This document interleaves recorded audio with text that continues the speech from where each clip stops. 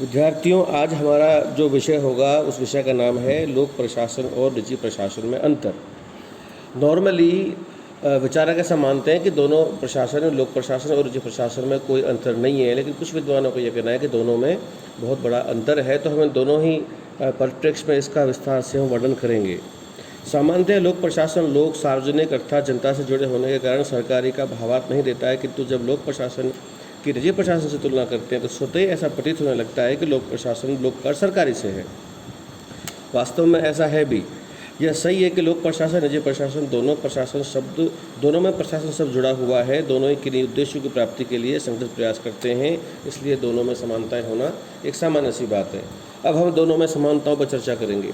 Henry Fayol, Woodrow Wilson, Mary Parker Follett, Mooney Reiley, Luther Gulick और R Shelton और उर्विक ऐसा मानते हैं कि दोनों प्रशासन एक जैसे हैं, क्योंकि दोनों में आधारभूत सिद्धांत, आधारभूत विशेषताएं और इनकी टेक्निक, काम करने का तरीका, प्रक्रिया लगभग एक जैसी है। वास्तव में लोक एवं निजी प्रशासन में पूर्णतः भिन्नता नहीं, बल्कि किंचित मात्रात्मक अंतर है। स्थूल रूप से दोनों प्रशासन समान हैं। मात्रात्मक का मतलब क्वालिटी के रूप में दोनों में कोई अंतर नहीं है, मात्रा के रूप में इनमें अंतर है। इस संबंध में निम्नांकित विशेषताएं और समानताएं दोनों प्रशासनों में समान रूप से दिखाई देती हैं। दोनों ही प्रशासन में संगठित रूप से एक निश्चित उद्देश्य की प्राप्ति की जाती है। दोनों ही प्रशासन में हिसाब किताब रखने की प्रणाली वैसी ही होती है। अकाउंट वगैरह वगैरह, निस्तारण आदेशों का प्रारूप, लेखन और रिकॉर्डों का संधारण और उपकरण वगैरह, ये सब दोनों में सेम मिलता है। विभिन्न प्रकार के संसाधनों को समन्वित ढंग से काम में लाकर अच्छे परिणाम प्राप्त करने का प्रयास दोनों प्रशासनों में होता है। दोनों में ही प्रबंधकों उत्तरदायित्वों के उत्तरदायित्व एक समान है, क्योंकि सभी जगह निर्वहन पर ही बल दिया जाता है। उदाहरण के तौर पर आप प्राइवेट बैंक और सरकारी बैंक दोनों की कार्यप्रणाली को देख करके आप इस चीज़ को समझ सकते हो।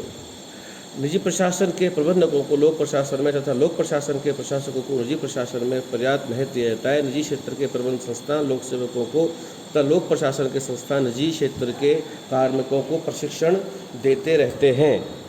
यहाँ पर मैं उल्लेख करना चाहूँगा, केंद्र सरकार ने अभी निजी क्षेत्र के अधिकारियों को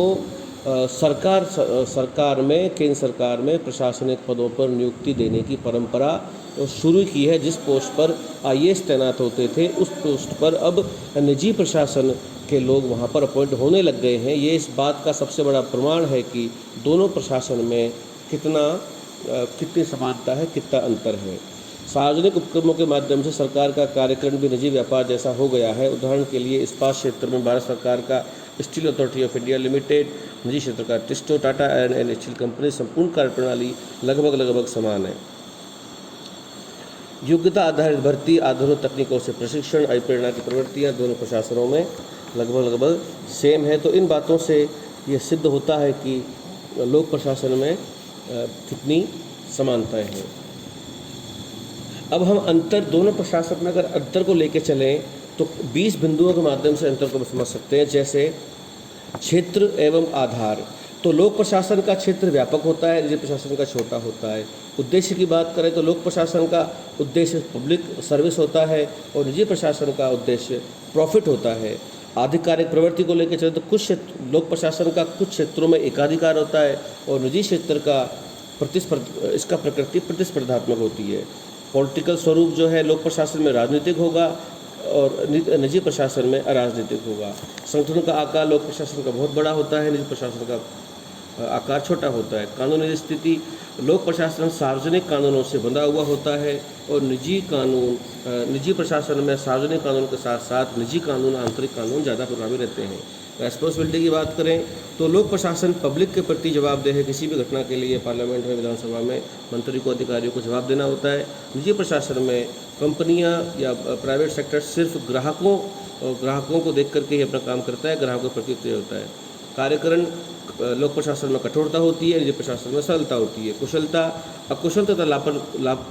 लोक प्रशासन अकुशल तथा लालपिताशाही से ग्रस्त होता है और निजी प्रशासन की जो वर्किंग है वो बहुत ही स्किलफुल और जो है फास्ट होती है, कुशल और त्वरित होती है। कार्यों का महत्व लोक प्रशासन में अति गंभीर कार्य भी करने होते हैं। निजी प्रशासन में प्राय कम गंभीर और लाभ वाले कार्य किए जाते हैं। पारदर्शिता, लोक प्रशासन में प्रत्यक्ष जनता के सामने काम होता है, जनता के सामने जवाब देना पड़ता है। और जनता के प्रत्यक्ष नज़रों में काम होता है।